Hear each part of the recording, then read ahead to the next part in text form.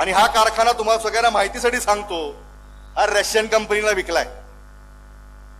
Russian कंपनीला विकलेला कारखानाचं उद्या online पद्धतीनं गाजावाजा होणार आणि तर सांगणार आहे त्यांचे कार्यकर्ते एवढे लाख रोजगार निर्माण होणार, एवढे अप्रत्यक्ष रोजगार निर्माण होणार. त्याच्या मागेही कॅगची चौकशी दाबून ठेवलेली आहे. चेन्नई कोच फॅक्टरी जे सुशिक्षित आहे, ज्यांनी जसं गुगलवर माझा नंबर टाकला, माझं काम जे तुम्हाला दिसतंय, मी आपल्या सेवेमध्ये काय केलं तुमच्या समोर मांडू शकतो, तर त्याच गुगलचा वापर करा प्रत्येक कार्यकर्त्यांनी आणि एक सर्च करा.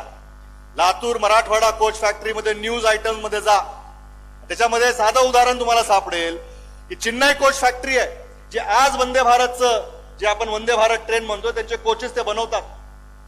त्यांची आजची किंमत ह्या करारामध्ये की आम्ही एक रेल्वे बोगी म्हणजे जे काही डब्बे त्याचे असतात 18 का 20 डब्बे, ती एक बनवण्यासाठी चेन्नई कोच फॅक्टरीमध्ये त्यांनी कोटेशन भरलं की आम्हाला 109 कोटी रुपये लागतात. भारतीय कंपनी आहे, भारत सरकारची कंपनी आहे. तिनं असा अहवाल दिला की आम्ही जर हे रेल कोच फॅक्टरी रेल्वे बनवली तर आम्हाला 109 कोटी रुपये लागतील. तर काय करावं भारत सरकारने, 4 रेल्वे कोच फॅक्टरीचं एकत्रीकरण टेंडर काढलं. रशियाची एक कंपनी त्याच्यामध्ये क्वालिफाय झाली.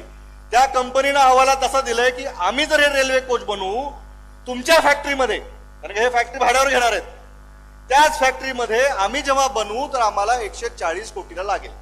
तर सरकारनं सगळ्यात कमी जागतिक दर आल्यामुळे ह्यांना टेंडर देऊन टाकलं. असं हे सरकार आहे.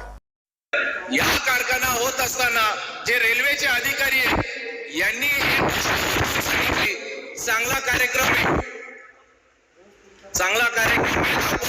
की भैयांनी कौतुक केलं.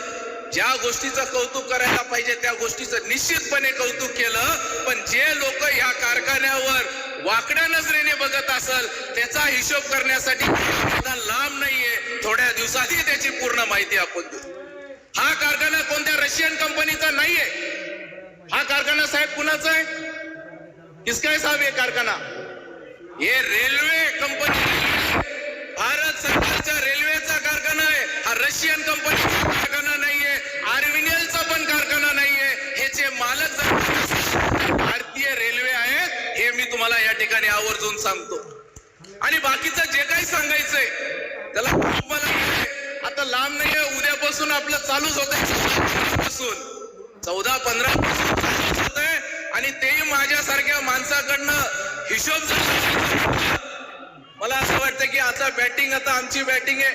मी वाट बघत होतो कोण सुरुवात करतंय, त्याच्यामुळे आता सुरुवात आहे. त्याचे उत्तर येणाऱ्या काळामध्ये प्रत्येक गोष्टीचं उत्तर दिलं जाणार आहे. साधा विषय की राज्य आपल्या बँका आहेत, DCC बँक आहे, त्याचे मालक शेतकरी असतात, पण मालक व्यक्ती गोष्टीचा येणाऱ्या काळामध्ये याची माहिती जनतेपर्यंत कशी द्यायची ही माहिती मी जनतेपर्यंत घेऊन जाईल हे मी आपल्याला